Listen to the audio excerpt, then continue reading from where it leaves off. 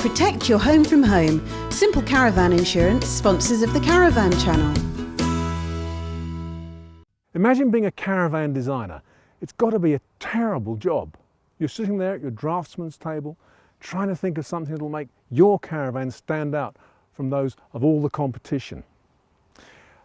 Well, let's see, you could put maybe, 3 wheels instead of 2? Nah. A caravan that floats. That's been done.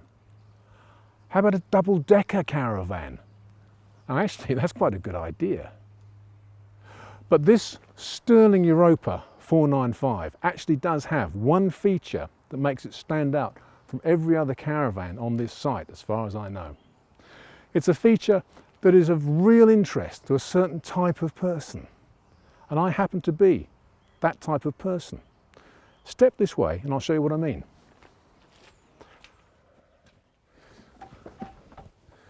And here it is. Ta-da! A fixed caravan bed that even I can lie down on in complete comfort.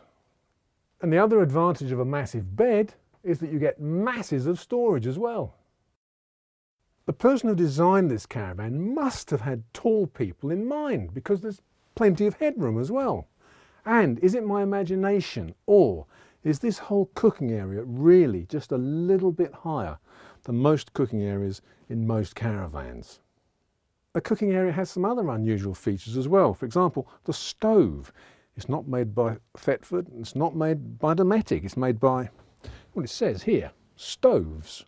And it's a very nice looking domestic stove. It looks really good, really solid. It's got 3 gas burners, it's got an electric hot plate, it's got a grill, and it's got an oven. And where's the fridge? Oh, I know, a few years ago, caravan designers used to like to disguise the fridges to look like cupboards, and that's what they've done here. Me, I don't mind what it looks like, as long as it keeps the beer cold. This caravan is about 6 years old, but despite that, there are hardly any signs of wear or tear on this work surface. It must be really tough, or the people who owned the caravan before were very, very careful. And here's another interesting feature. Well, it's not very interesting, I admit, but it's very useful.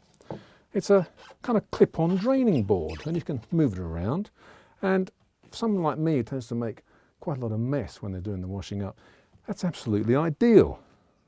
The lounge area is L-shaped, which again, these days, I think, is quite unusual. And yet, I think it's absolutely ideal. I don't know why, but it feels really cosy. Even though there are big windows, loads of light, everything's just close to hand, but not too claustrophobic. This flat area here too, it's hardly got a scratch on it. In fact, it hasn't got a scratch on it. In fact, the whole van looks like nobody's ever lived in it. Maybe nobody ever has. Maybe it's been sitting on the dealer's lot since it was brought here 7 years ago. The shower and the toilet area too are in absolutely mint condition, but it's here where I found evidence that there has been a previous occupant in this caravan, because there's a shower curtain rail, but it's been removed. The previous owner obviously had exceptional taste. There are exceptional amounts of storage in this caravan as well, not only under the bed, but above the bed on this massive shelf, which can obviously take a TV, massive lockers all around, more lockers down here, a wardrobe, lockers down there, lockers over there. Anything you want to take with you in this caravan, I reckon you'll be able to fit in, including the kitchen sink. But why would you want to? There's a fantastic kitchen sink here.